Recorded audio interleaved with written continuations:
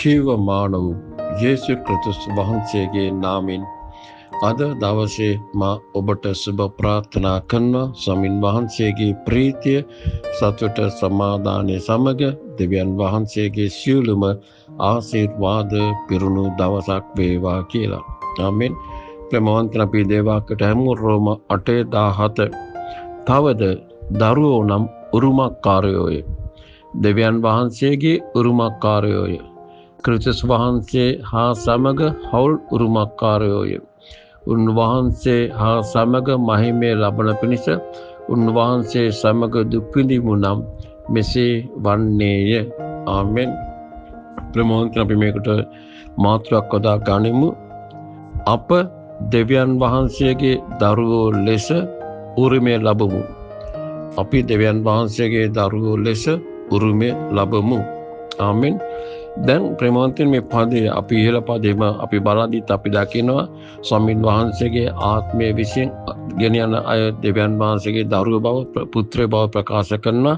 ඊට පස්සේ අපි දකින ඊළඟ පදේ අපිට දෙවියන් වහන්සේ දුන්න උන්වහන්සේගේ ආත්මය අබ්බා පියාණෙනි කිය පියාණන් වහන්සේ අමතන්ට ඒ කියන්නේ අපි දෙවියන් වහන්සේගේ දරුවෝ බව එයින් සහතික වෙනවා.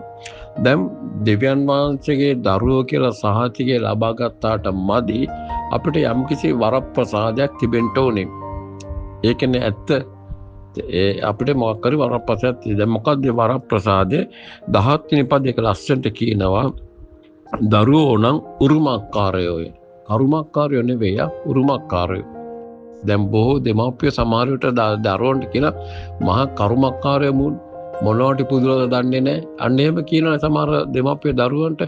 බයිබලයේ අපිට ඉත ලස්සනට කියනවා අපි උරුමකාරයෝ.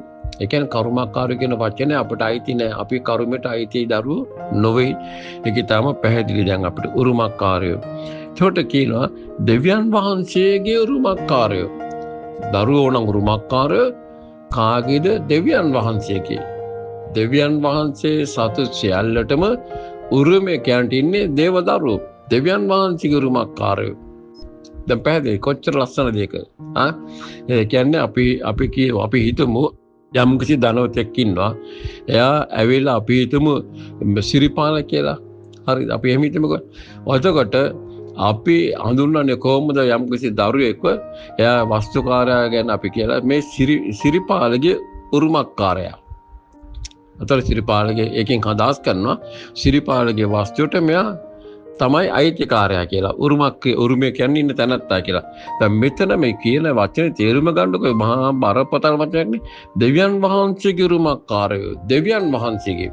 ඒ කියන්නේ දෙවියන් වහන්සේ සතු සියලු වස්තුවට කවුද අයිතිකාරයා? දෙවියන් වහන්සේගේ දරුවෝ. දැන් පැහැදිලිද? මෙතන ඇවිල්ලා පල්ලියන්න සෙනග ගැන නෙමෙයි කතා කරන්නේ. දෙවියන් වහන්සේගේ දරුවෝ ගැන. ඒ නිසා පල්ලියන්න සෙනගයි දේව දරුවෝ කියන කොටස් දෙකක්. ඒක ඉස්සරම අපි තේරුම් ගත යුතුයි. ඔබ කොච්චර පල්ලි ගියත් වැඩක් නෑ. ඔබ දේව දරුවෙක් නෙවෙයි නම්.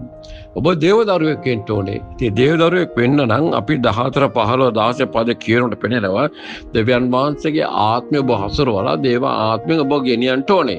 ඒතර දේව ආත්මයෙන් ඔබ ගෙනියනවා නම් ඔබට අබ්බා පියාණෙනි කියනවා ඒ පුත්‍රකමේ ආත්මය දෙවියන් විසින් ගෙන දෙනු ලබනවා. එවනේ කලින් පදවලක් පෙන්නන්නේ. ඒතකොට මෙතන කියනවා දැන් දේව දරුවාට වරප්‍රසාදයක් තිබෙනවා. ඕ දෙවියන් වහන්සේගේ දේව දරුවා නම් උරුමකාරයෙක් කාගේද? දෙවියන් වහන්සේගේ. ඉතින් දෙවියන් වහන්සේගේ කිව්වම දෙවියන් වහන්සේ සතු සියල්ලටම දෙවියන් වහන්සේ අයිති සියල්ලටම. දෙවියන් වහන්සේ මොනවාද අයිති තිබෙන්නේ ස්වර්ගේ? ඒ හැම දෙයකටම අපි උරුමකාරයෝ. එතකොට ඔබ සහ මම උරුමකාරයෝ ස්වර්ගීය දේවල් වලට විතරක් නෙවෙයි. මතක තියාගන්න අපි මේ පොළවේදී දෙවියන් වහන්සේගේ දරුවෝ ලෙස අපි උරුමයට අයිති දරුවෝ ලෙස අපි කවමදාවත් හිඟන්න වගේ ජීවත් වන්නේ නැහැ. ඒක තේරුම් ගමු ඉස්සල්ලාම. අපිට හිඟකම අයිති නැහැ. ඒ දිනුදු භාවයේ අපෙන් උන්වහන්සේ අරගෙන ඉවරයි. අපි උරුමකාරයෝ. එතකොට දෙවියන් වහන්සේ මේ පොළවේදී අපිට අවශ්‍ය දේ දෙනවා. ඒක මාතක පැහැදිලිව අපි මතක තියාගන්න ඕනේ. එතන අපිට යම්කිසි සඵලවත්කමක් තිබෙනවා, සාර්ථකභාවයක් තිබෙනවා, යම්කිසි දියුණුවක් එතන අපිට තිබෙනවා. ඊට පස්සේ කියනවා දැන් මේ දෙවියන් වහන්සේගේ උරුමකාරය ක්‍රිස්තුස් වහන්සේ සමග හවුල් උරුමකාරය. ක්‍රිස්තුස් වහන්සේ සමග හවුල්. ක්‍රිස්තුස් වහන්සේට මොනවද අයිති? දැන් බලන්න. හවුල්කම ක්‍රිස්තුස් වහන්සේ සමග. ඒ කියන්නේ ක්‍රිස්තුස් වහන්සේට මොනවද අයිතිය තිබෙන්නේ ස්වර්ගේ? අපිත් ඒකේ කොටස් කරුවෝ. කොච්චර අනර්ගද ඒක. ඔය කියන්නේ මෙනෙහි කරන්න කැමතිද ගැඹුරට? කොච්චර අනර්ගද? එක පැත්තකින් අපි උරුමකාරයෝ, ඊට පස්සේ අපි දෙවියන් වහන්සේගේ උරුමකාරයෝ. ඒ කියන්නේ දෙවියන්සේට අයිති හැම දෙයකම අපි අපිට අයිති වාසිකමක් තිබෙනවා. දැන් කියන ක්‍රිස්තුස් වහන්සේ සමග හවුල් උරුමකාරයෝ. ඒ කියන්නේ ක්‍රිස්තුස් වහන්සේට අයිතිය තිබෙන්නේ මොනවද? ක්‍රිස්තුස් වහන්සේ හා සමාන අපටත් ඒවල අයිතියක් තියෙනවා. ඒකට අපිට කොච්චර වරප්‍රසාදයක් දේව දරුවාට මෙතන තියෙනවද කියලා බලන්නකෝ. මොනතරම් අනර්ග වරප්‍රසාදයක් වචන නැහැ ගැන විස්තර කරන්න. මේක මෙනෙහි කරන්න දේව දරුවනි. ඔබ දේව දරුවෙක් ලෙස ඔබට හැඟෙනවා නම් ඔබ මෙනෙහි කරන්න. ඒ නිසා දේව දරුවාගේ ජීවිතේ මේ වරප්‍රසාදය නැති කරගන්න හොඳ නැහැ. ඒ නිසා දේව දරුවා මේක අගේ කොට සලකලා ඒක රැකගෙන ඒක භුක්ති විඳින්න තමයි උත්සාහ කරන්න ඕනේ. ඒක භුක්ති විඳින්න තමන්ට කාල වේලාවක් ඇති. දරුවෙකුට යම් කිසි දෙයක් අයිතු නම් එයාට ඒක භුක්ති විඳින්න කාල වේලාවක් තිබෙනවා. අන්න ඒ වගේ ඔබටත් මටත් යම් කිසි කාල වේලාවක් තිබෙනවා. ඒ ගැන අපි කලබල වෙලා අපි ඉක්මන් වෙලා අපි අර අකීකෘපත්‍රක අපි තීරණ අරගෙන අපි මේ කැරලිකාරයෝ වෙන්න ඕන කමක් නැහැ. ඒ නිසා මේ ගැන පොඩ්ඩක් කල්පනාකාරී වෙන්න ඕනේ. දැන් ස්වාමීන් වහන්සේ සමග හලුරුමකාරයෝ නම් මෙතන උන්වහන්සේ සමග මහිමය ලබන ක්‍රිස්තුස් වහන්සේ සමග මහිමත් අපට අයිති. උන්වහන්සේ සමග අපි කැඳ තියන්නේ ඒ උරුමය දෙන්නේ මොකද? මහිමය ලබන්නත් එක අපිට. එහෙනම් අපි මහිමාන්විත ජීවිතයකට අයිතිවාසිකම් කියන අය එවැනි අය වෙන අපිට මෙතන කියන්නේ මොකද්ද? ඒකට පංගුකාර වෙන්න ඕනේ නම් උන්වහන්සේ සමග දුක් විඳීමේ නම් මෙසේ වන්නේය. යේසුස් වහන්සේ සමග දුක් විඳීමු නම් මෙසේ වන්නේ. දැන් ක්‍රිස්තුස් වහන්සේ අපි අතර නැහැ කියලා නෑ. සමහර කට්ටිය උන්වහන්සේ දැන් මනුෂ්‍යකාරයෙන් නැහැ. උන්වහන්සේ දැන් ස්වර්ගයට ගිහින් ඉවරයි. උන්වහන්සේ පාස් කරලා උන්වහන්සේ උතානවා. දැන් උන්වහන්සේ ඉන්නේ ස්වර්ගේ. ඉතින් අපි උන්වහන්සේ සමග දුක් විඳින කියන්නේ මොකක්ද කියන්නේ නෑ. උන්වහන්සේ මේ පොළොවේදී විඳව දුක් වේදනාවන් තුල අපිට පංගුකාරකම මේ පොළොවේදී ලබන්න ඕනේ. ඒ නින්දාවන් තුල අපි ආයුතුයි. ඒ අපහාසයන් තුල පීඩාවන් තුල අපි ආයුතුයි.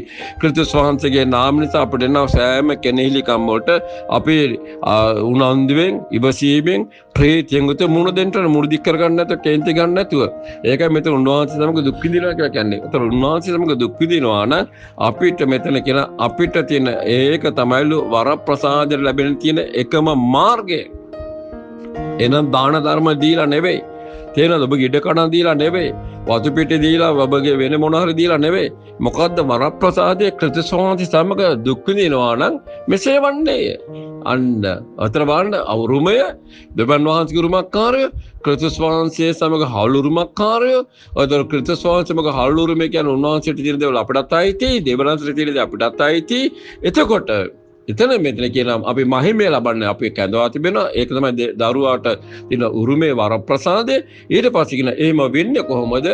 උන්වහන්සේ මොකද දුක් විඳින්නේ? ක්‍රිස්තුස් වහන්සේගේ දරුවෝ හැටියට මේ පොළවේ යේසුස් වහන්සේගේ නාමය නිසා පීඩාවන් තුල, වේදනාවන් තුල, නිന്ദා පාසන් තුල යම් කිසි දුක් විඳීම. ඒක කන්න නැහැ, අඳින්න නැහැ, රැකියාවක් නැහැ, ව්‍යාපාරයක් නැහැ, ගේ දොරක් නැහැ.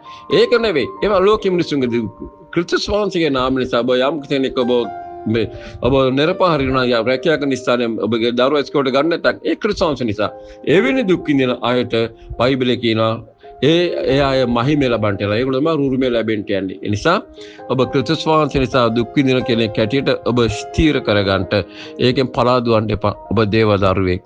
ආමෙන්. ප්‍රාර්ථනා ප්‍රේමන්ත දෙවියන් උතුම් අනර්ග පණිවිඩය නිසා ස්තුති. මේ වචන අනුව අපි දේව දරුවෝ ඔබ අපිට දීපු උරුමය ඒක අපිට හිතා ගන්නත් බැරි උරුමයක්. ඒ උරුමයට අයිතිය කරන අපිට ඒ දේශ බලා සිටීමෙන් අපිට තිබෙනා මේ ජීවිත ගමන ඉවසීමෙන් ගමන් කරන්න කරුණාව දුන මැන බිලනේ සංසගේ නාමෙන්. ආමෙන්.